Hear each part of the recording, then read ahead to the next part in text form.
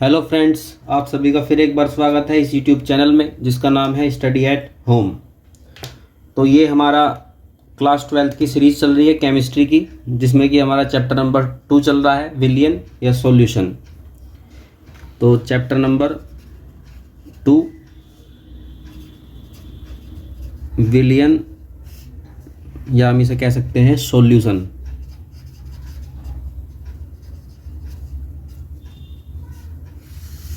Class 12th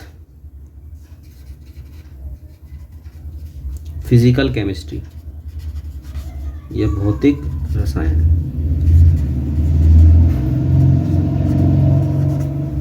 पिछली दो video थी, 2 लेक्चर थे, उनमें हमने क्या क्या कर लिया था।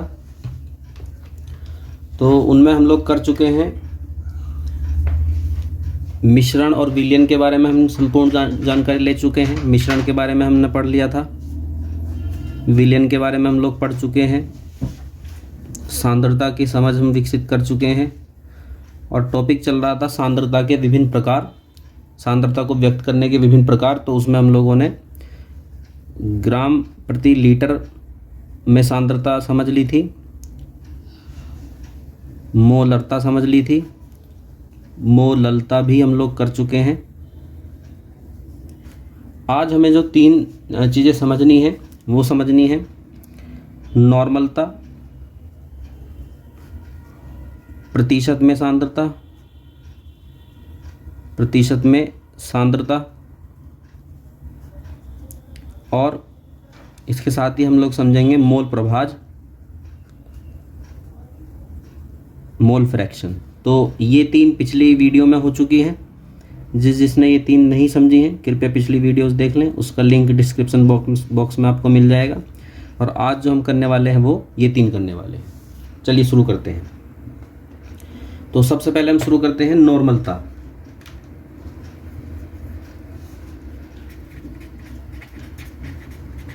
नॉर्मलता या हम इसको कह सकते हैं नॉर्मेलिटी। नॉर्मेलिटी तो नॉर्मलता बहुत ही आसान एक डेफिनेशन है, एक आसान तरीका है सांद्रता को व्यक्त करने का। मोलरता यदि समझ में आ गया है, ग्राम प्रति लीटर में जो सांद्रता है वो समझ में आ गई, तो नॉर्मलता भी बहुत आसानी से समझ में आ जाएगी, लगभग वैसी ही है। तो पहले मैं इसकी डेफिनेशन लिख देता हूँ। नॉर्मलता क्या है कि विलियन के 1 लीटर, विलियन के 1 लीटर आयतन में, 1 लीटर आयतन में उपस्थित विलय पदार्थ के ग्राम तुल्यांकों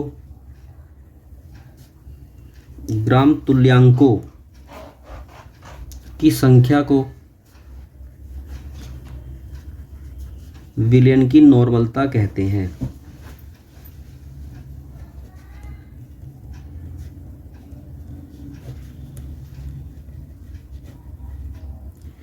देखिए लगभग वैसी ही डेफिनेशन है जो कि मोलरता की थी। केवल अंतर किस चीज में है कि मोलरता की डेफिनेशन में क्या चीज थी, विलय के मोल, विलय पदार्थ के मोल, और यहाँ जो है वो क्या है, विलय के ग्राम तुल्यांक है। और कोई भी अंतर नहीं है डेफिनेशन में, लगभग 2 कॉपी वैसी ही डेफिनेशन है। यदि आप एक याद करेंगे तो दूसरी अपने आप ही याद हो जाएगी। विलयन के 1 लीटर आयतन में, यानी कि हम विलयन का कितना आयतन देखना है, 1 लीटर आयतन। विलयन के 1 लीटर आयतन में, विलयन के 1 लीटर आयतन में उपस्थित विलय पदार्थ के ग्राम तुल्यांकों की संख्या। जो मोलरता थी, मोलरता में क्या थी, मोलों की संख्या, और यहाँ नॉर्मलता में हमें क्या देखनी है, ग्राम तुल्यांकों की संख्या। तो विलयन के 1 लीटर आयतन में उपस्थित विलय पदार्थ के मोलों की संख्या को, विलय पदार्थ के ग्राम तुल्यांकों की संख्या को विलयन की नॉर्मलता कहते हैं। इसे कैपिटल N से प्रदर्शित करते हैं। किस चीज़ से प्रदर्शित करते हैं, इसे कैपिटल N से प्रदर्शित करते हैं। ठीक है, तो लगभग वैसे ही उदाहरण है जैसे कि मोलरता में थे। माना हमने, माना कि 12 लीटर विलियन में विलय के 56 ग्राम तुल्यांक घुले हैं। 56 ग्राम तुल्यांक घुले हैं। अब भाई विलियन का कितना आयतन दिया है यहाँ पे 12 लीटर। तो 12 लीटर जो आयतन है, 12 लीटर आयतन में जो घुला है, 12 लीटर आयतन में कितना घुल रहा है? 56 ग्राम तुल्यांक घुल रहा है विलय का, 56 ग्राम तुल्यांक विलय घुला है। लेकिन डेफिनेशन क्या कहती है? डेफिनेशन कहती है कि 1 लीटर आयतन में, देखना हमें कितने में ढूंढना है? 1 लीटर। तो 1 लीटर आयतन जो है, 1 लीटर आयतन में क्या होगा? 1 लीटर आयतन में कितने घुलेंगे? 56 गुणा 1 और डिवाइड कितने से हो जाएगा? 12 से। तो इतने ग्राम तुल्यांक घुलेंगे। इसे हम सोल्व कर लेते हैं कि कितना क्या आएगा ये। तो 56 को डिवाइड करेंगे 12 से, 12 चौक 48, ये बचेगा यहाँ पे 8 पॉइंट लगाएंगे, 12 पंजे 60, 12 छिंग 72, फिर 8 बचेगा, फिर दोबारा 6, यानी कि ये आ जाएगा 4.67 ग्राम तुल्यांक जो है वो घुलेंगे 1 लीटर में। और 1 लीटर में विलय पदार्थ के जितने भी ग्राम तुल्यांक घुले हैं वही क्या है? वही है नॉर्मलता। तो यहाँ परिभाषा के हिसाब से जो परिभाषा लिखी है कि विलेन के 1 लीटर आयतन में जितने भी ग्राम तुल्यांक घुले हैं, तो 1 लीटर आयतन में कितने ग्राम तुल्यांक घुले हैं? 4.67। तो यही आ जाएगी नॉर्मलता। नॉर्मलता इज इक्वल टू कितनी आई? 4.67। ये हो गया हमारा आंसर। तो अब इसका देखते हैं हम लोग फॉर्मूला क्या है, क्या फॉर्मूला होगा। तो इसका जो फॉर्मूला होगा बहुत आसान फॉर्मूला है कि नॉर्मलता इज इक्वल टू, नॉर्मलता capital N is equal to विलय के ग्राम तुल्यांकों की संख्या, विलय के ग्राम तुल्यांकों की संख्या अपॉन विलियन का आयतन, विलियन का आयतन। और ये जो आयतन रखना है किस चीज़ में रखना है? हमें लीटर में। यदि हम आयतन लीटर में नहीं ले रहे हैं तो फिर उस स्थिति में हमें क्या करना पड़ेगा? ऊपर 1000 की मल्टीप्लाई करनी पड़ेगी विलय के ग्राम तुल्यांक बटे विलियन का आयतन। और ये विलियन का आयतन अब किस चीज़ में है? विलियन का आयतन अगर हम आयतन मिलीलीटर में ले रहे हैं तो फिर ऊपर मल्टीप्लाई करनी पड़ेगी हमें 1000 की। देखिए नॉर्मलता को समझने से पहले हमें जो मोलरता वाला जो मैंने आपको समझाया है वो देखना ज़रूरी है। अगर पहले आप उसे देखेंगे तो ये बहुत ही ईजी तरीके से आपकी समझ में आ जाएगी, क्योंकि लगभग पूरा का पूरा कंसेप्ट वही है। मोलरता में केवल क्या चीज़ थी? मोलरता में यहाँ ग्राम तुल्यांक की जगह क्या था? मोल था, ठीक है, विलय के मोल था। और यहाँ केवल क्या ऐड है? यहाँ मोल की जगह क्या शब्द है? ग्राम तुल्यांक है। और कोई भी अंतर नहीं है, 2 कॉपी वैसी ही डेफिनेशन है, वैसा ही फॉर्मूला है, ठीक है। तो लगभग वैसा ही है, इसलिए पहले मेरा सजेशन ये है कि आप वो वाली वीडियो देख लें जिसमें मैंने मोलरता को समझाया हुआ है। अब जैसे मैंने पिछले जब मोलरता बताई थी तो मैंने मोलों की संख्या निकालनी बताई थी कि मोलों की संख्या कैसे निकाली जाती है। मोलों की संख्या निकालने का फॉर्मूला क्या बताया था मैंने? मोलों की संख्या इज इक्वल टू ग्राम में मात्रा बटे अणुभार, ये बताया था। क्योंकि अब यहाँ आया है ग्राम तुल्यांकों की संख्या आई है, तो अब यहाँ पे हमें जानना है कि ग्राम तुल्यांक कैसे निकाले जाएंगे। तो ग्राम तुल्यांकों की संख्या,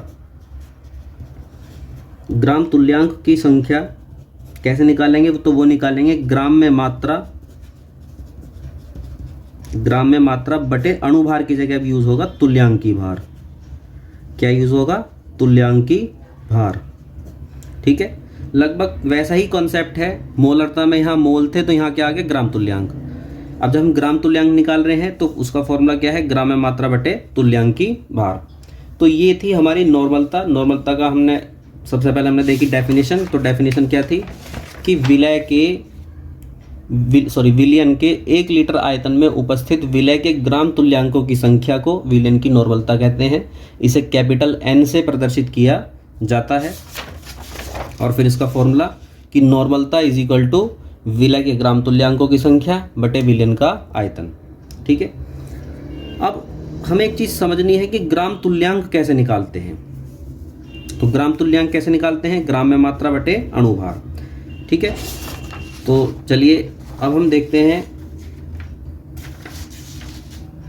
कि नॉर्मलता और मोलरता में क्या संबंध है। सबसे इम्पोर्टेंट जो हेडिंग अगर एक और ढूंढनी हो जिस पे कि सवाल आ जाता है या संबंध ढूंढना हो तो वो है मोलरता और नॉर्मलता में संबंध। मोलरता और नॉर्मलता में संबंध, क्योंकि इसके ऊपर जब सवाल आ जाता है तो फिर फॉर्मूला याद नहीं आ पाता है कि क्या फॉर्मूला था। तो हमारा एक इम्पोर्टेंट संबंध रहेगा ये, मैं इसे मोस्ट इम्पोर्टेंट कहूँगा, क्योंकि इसकी ज़रूरत भी कभी कभी पड़ जाती है, मोलरता और नॉर्मलता में संबंध।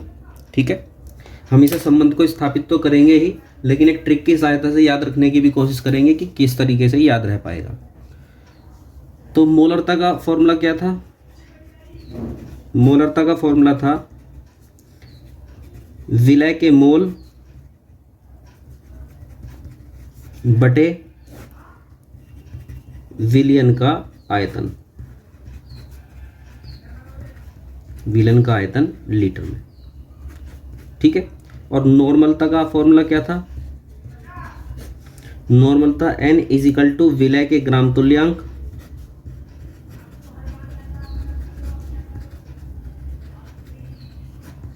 विलय के ग्राम तुल्यांक बटे विलयन का आयतन लीटर में। ठीक है, तो यदि ये इक्वेशन फर्स्ट हो गई और ये हो जाती है इक्वेशन नंबर सेकंड। यदि मैं इक्वेशन फर्स्ट को डिवाइड कर देता हूँ इक्वेशन सेकंड से, तो क्या बनेगा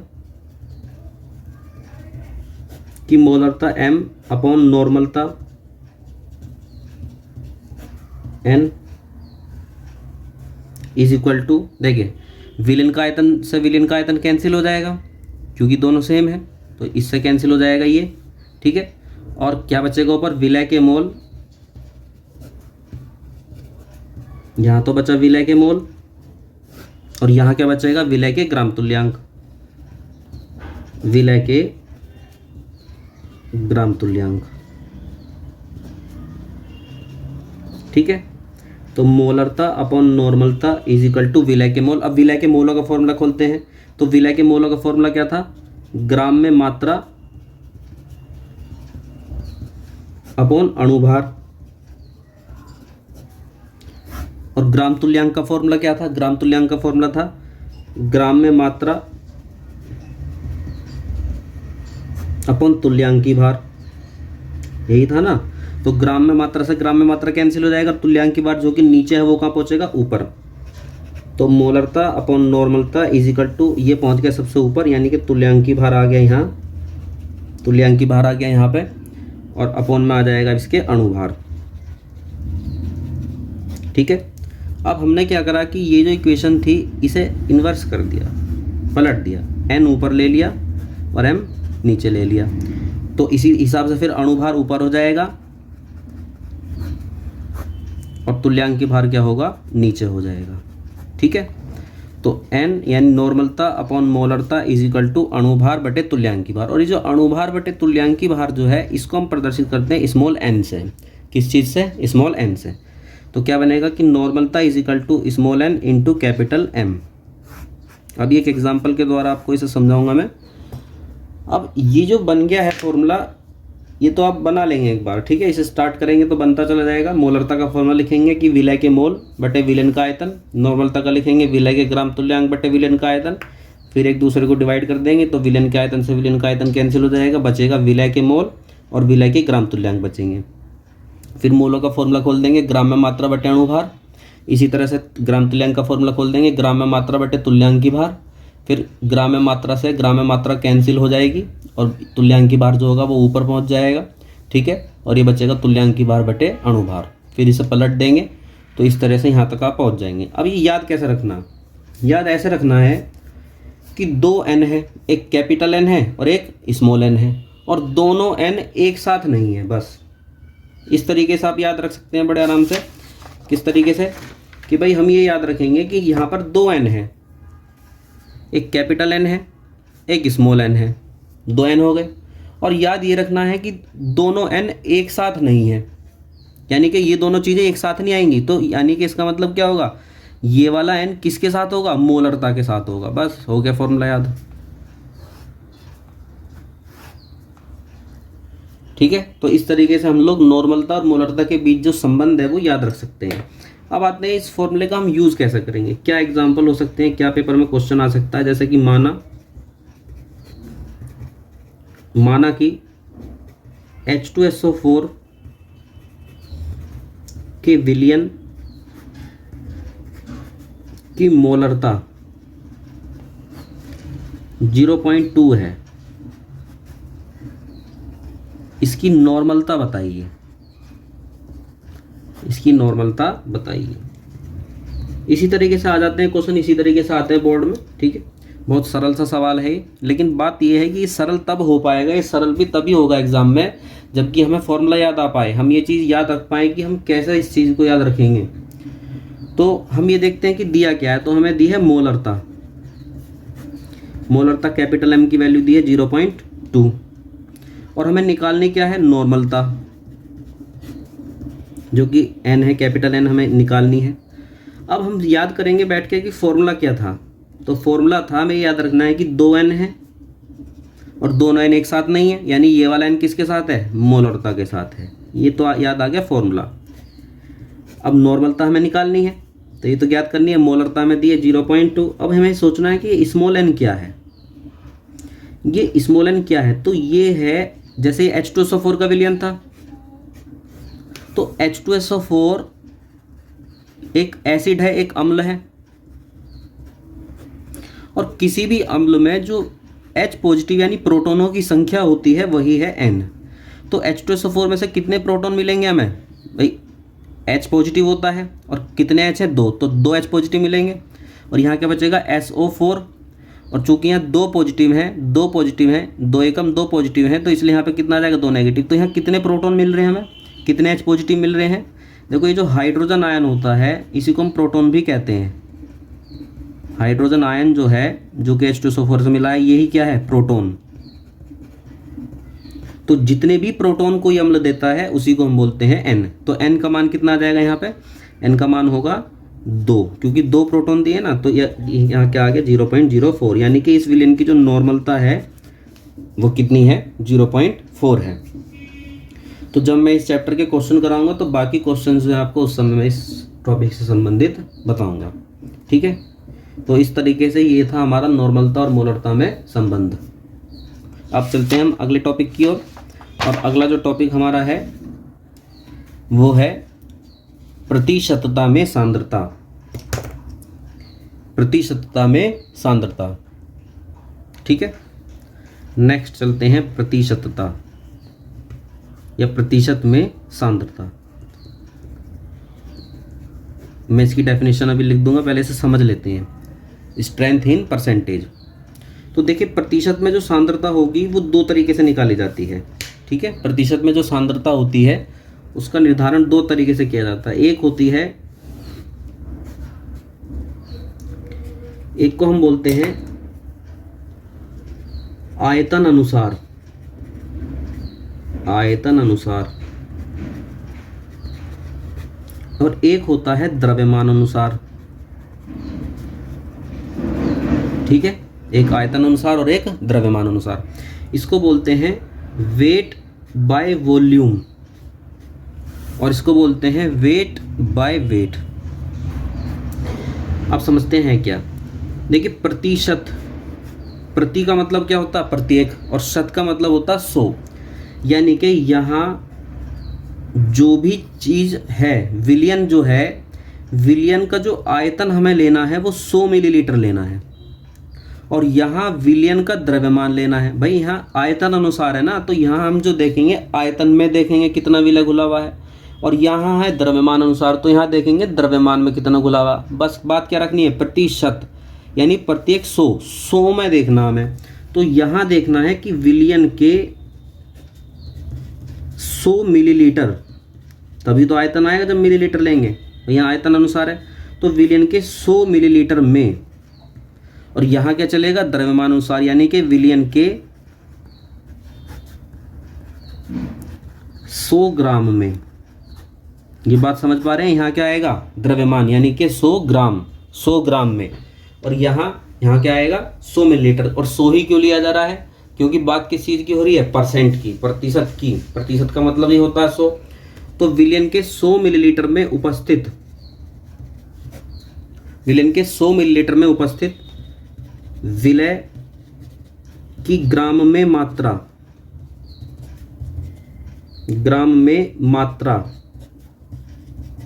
को विलियन की प्रतिशत में, ब्रैकेट में लिख देंगे वेट बाय वॉल्यूम, प्रतिशत में सांद्रता कहा जाता है,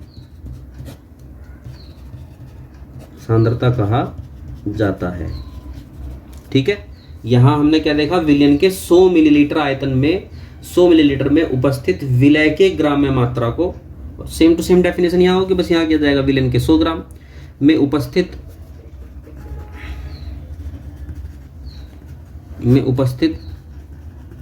विलय के ग्राम में मात्रा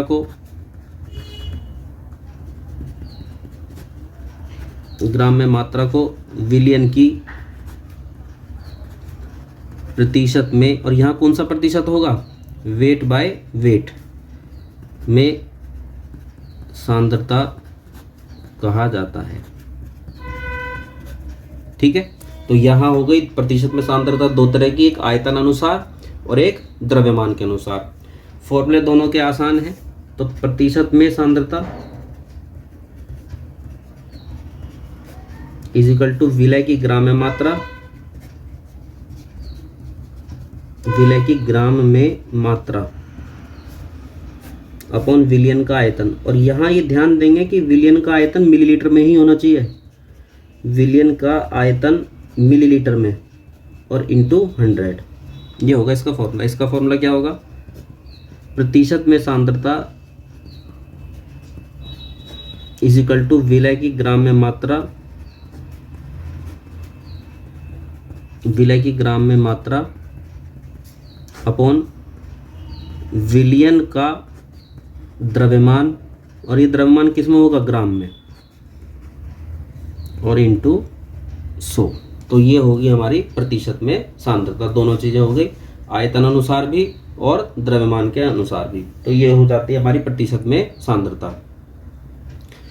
इस वाली जो हेडिंग है, ये वाली जो हेडिंग है, ये हेडिंग हमारे लिए मोस्ट इंपॉर्टेंट होगी जब हम परासरण दाब के सवाल करेंगे, जब हम ऑस्मोटिक प्रेशर के जब सवाल करेंगे, न्यूमेरिकल्स करेंगे, तो वहाँ हमें इसका बड़ा यूज़ होगा।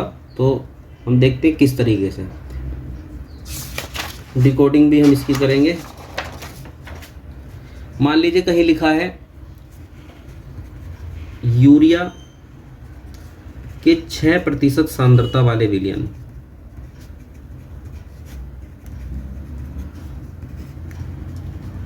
तो हमें ये समझना है कि यूरिया यानी कि पदार्थ जो घोला गया है, जो विलय पदार्थ है, वो कौन है, वो तो है यूरिया। और सांद्रता कितनी है इसकी, 6%, यानी कि सांद्रता किस चीज में दी है, प्रतिशत में। और प्रतिशत का मतलब होता है 100 में। तो यानी कि जो विलयन का आयतन है वो कितना हो गया, 100 मिलीलीटर हो गया। ठीक है, और 6% यानी कि 6 ग्राम घुले हुए हैं उसमें। तो यूरिया की जो ग्राम में मात्रा हो गई, यूरिया की ग्राम में मात्रा वो कितनी हो जाएगी, 6 ग्राम। तो इस तरीके से हमें सवाल में दिया होगा न्यूमेरिकल में, जो कि हमें समझना होगा। या जैसे मान लीजिए हमसे कहता है 8% सांद्रता वाला ग्लूकोज का विलयन, ग्लूकोज का विलयन। ठीक है, तो इसका मतलब विलय पदार्थ कौन है, ग्लूकोज। जो विलय है वो कौन है, ग्लूकोज। और चूंकि परसेंटेज जो वो सांद्रता में दी है, इसलिए आयतन तो किस में होगा, आयतन तो क्या हो गया, आयतन हो गया V = 100 ml। क्योंकि भाई प्रतिशत का मतलब ही क्या होता है, 100, तो आयतन कितना हो गया, 100। और विलय जो कि कौन है, ग्लूकोज। तो ग्लूकोज की जो मात्रा हो गई, ग्लूकोज की ग्राम में मात्रा है, ग्राम में मात्रा = वो हो जाएगी 0.8 ग्राम। ठीक है, तो इस तरीके से यह थी हमारी द्रव्यमान में प्रतिशत में सांद्रता। तो चलते हैं अगले टॉपिक की ओर। अगला टॉपिक जो हमारा है वो है मोल प्रभाज। ये जितना भी नोट्स जिस तरीके से मैं लिख रहा हूँ आप इसे बिल्कुल उतार सकते हैं, नहीं तो जो इसका वीडियो का जो डिस्क्रिप्शन बॉक्स है उसमें इनकी PDF है, वहाँ से आप लोग इसे नोट कर सकते हैं।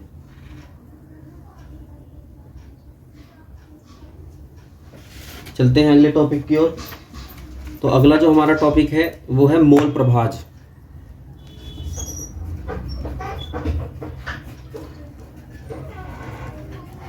मोल प्रभाज या मोल अंश भी कह दिया जाता है कभी कभी, मोल अंश, या इंग्लिश में हम इसे बोलते हैं मोल फ्रैक्शन। मोल फ्रैक्शन तो देखते हैं क्या, ये तो बहुत आसान सा टॉपिक है, एकदम समझ में आ जाएगा। ठीक है, तो देखते हैं क्या है ये मोल फ्रैक्शन या मोल प्रभाज। भाई जैसे हमने ये बताया था कि विलयन जब हम बनाते हैं, कोई भी जो विलयन होता है उस विलयन में दो चीज़ें होती हैं, एक विलय यानी जो कि घोला जा रहा था, और एक विलायक जिसमें घोला जा रहा था। दो चीज़ें होती हैं, एक विलय और एक विलायक, इन्हीं चीज़ों से विलयन बनता है। तो मान लिया कि जो विलय है, विलय के मोल हैं एक्स, हम कह सकते हैं एक्स ए लिख लिया हमने, ठीक है। और विलायक के जो मोल हैं, विलायक के जो मोल उपस्थित है वो है एक्स बी, ठीक है। तो विलयन के टोटल कितने हो जाएंगे? विलयन के टोटल हो जाएंगे एक्स ए प्लस एक्स बी, क्योंकि विलय के हैं एक्स ए, विलायक के हैं एक्स बी, तो विलयन के टोटल कितने हो गए? एक्स ए प्लस एक्स बी। अब हमें ये देखना है कि जो कुल मोल जो बने हैं, विलयन के जो कुल मोल बने हैं, विलयन के कुल मोल जो बने हैं, उस कुल मोल में इसका भाग कितना है। तो विलय के मोल कितने हैं, यानी कि विलयन के कुल मोल में विलय के मोल कितने हैं, तो जो भी होगा वही होगा विलय का मोल प्रभाज, विलय का मोल प्रभाज। इसी तरह से विलयन के कुल मोल में, विलयन के कुल मोल में विलायक के मोल कितने हैं, विलायक के मोल कितने हैं, तो विलायक के जो भी मोल होंगे वही होगा विलायक का मोल प्रभाज, विलायक का मोल प्रभाज। इतना आसान है कि आपको समझ में आ गया होगा। यानी जिस भी चीज का मोल प्रभाज का मतलब क्या है कि भाई उसका भाग कितना है, उसका जो योगदान है वो कितना है, टोटल में उसका योगदान कितना है। अगर हम विलय का मोल प्रभाज निकाल रहे हैं, यानी कि हमें ये देखना है टोटल मोल में इस विलय का योगदान कितना है, तो क्या करेंगे? विलयन के टोटल मोल बटे विलय के ऊपर विलय के मोल आ जाएंगे। इसी तरह से विलायक का मोल प्रभाज निकाल रहे हैं, तो इसका मतलब ये है कि इसका योगदान देख रहे हैं कि विलायक का मोल योगदान कितना है, विलायक का योगदान कितना है विलयन को बनाने में, तो विलयन के कुल मोल रखेंगे और ऊपर जो है विलायक के मोल। यानी जिस भी चीज का मोल प्रभाज आप निकाल रहे हैं उस चीज के मोल ऊपर रखेंगे और टोटल मोलों से भाग कर देंगे। इस यानी कि विलय का मोल प्रभाज इज इक्वल टू विलय के मोल ऊपर आ जाएंगे और कुल मोल नीचे। विलायक का मोल प्रभाज इज इक्वल टू विलायक के मोल ऊपर आ जाएंगे और कुल मोल नीचे। तो इसकी कोई डेफिनेशन तो होती नहीं है, ठीक है। इसकी कोई डेफिनेशन आज तक पूछी भी नहीं गई है कि मोल प्रभाज या मोल अंश की परिभाषा लिखिए। फिर भी अगर आप लिखना चाहें तो इस तरीके से लिख सकते हैं कि विलय के मोलों, विलय के मोल तथा विलयन के मोलों का अनुपात, भाई यही तो है, विलय के मोल और बटे विलयन के मोलों का अनुपात विलय का मोल प्रभाज कहलाता है, विलय का मोल प्रभाज कहलाता है। इसी प्रकार विलायक के मोल तथा विलयन के मोलों का अनुपात विलायक का मोल प्रभाज कहलाता है।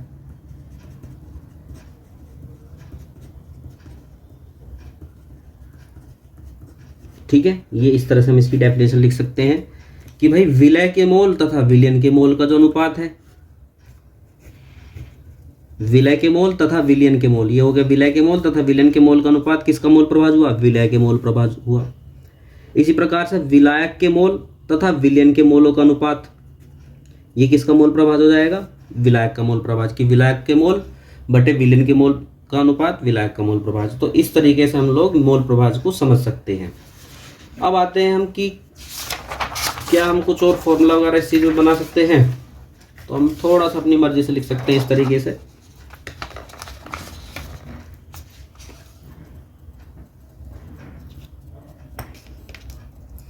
कि माना किसी विलयन में विलय तथा विलायक के मोलों की संख्या क्रमशः स्मॉल n तथा कैपिटल N है। विलय जो है उसकी संख्या कितनी है, स्मॉल n, और विलायक जो है उसकी संख्या कितनी है, कैपिटल N। तब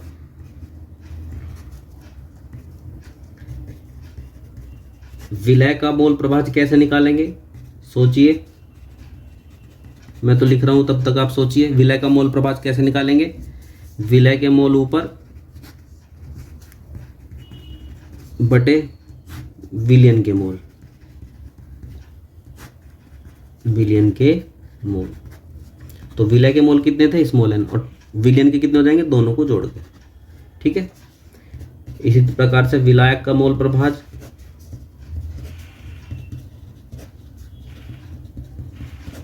इक्वल टू विलायक के मोल अपॉन टोटल विलयन के मोल।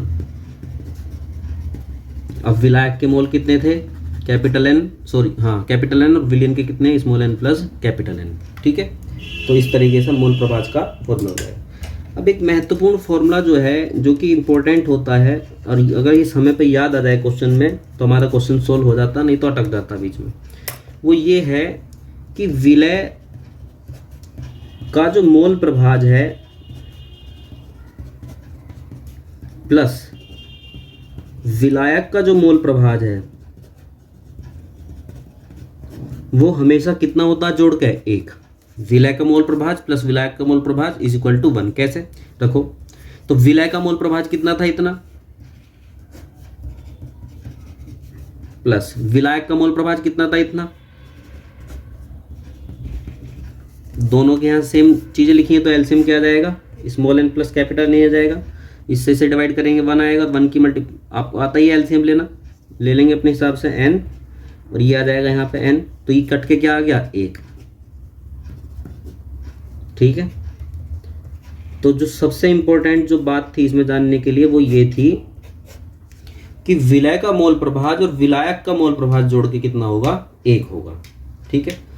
तो आज हमने क्या क्या चीजें की हैं, आज हमने की है नॉर्मलता, फिर नॉर्मलता और मोलरता में संबंध, नॉर्मलता व मोलरता में संबंध करा हमने। उसके बाद हमने करी प्रतिशत में सांद्रता, जिसके 2 भाग थे। ठीक है। और उसके बाद हमने करा मोल प्रभाज। तो ये 4 चीज़ें आज हमने करी हैं। नेक्स्ट जो वीडियो होगी, नेक्स्ट वीडियो में हम स्टार्ट करेंगे, एक तो हम पीपीएम में सांद्रता जो रह गई है अभी हमारी, उसे हम कंप्लीट करेंगे, और साथ ही साथ जो आगे नेक्स्ट टॉपिक हमारा है अणु संख्या गुणधर्म, उसे हम स्टार्ट करेंगे। ठीक है। तो यदि ये वीडियो आपको पसंद आई है, पहले वीडियो को पूरा देखिए, और उसके बाद अगर पसंद आई है तो लाइक शेयर सब्सक्राइब कीजिए। ठीक है। धन्यवाद।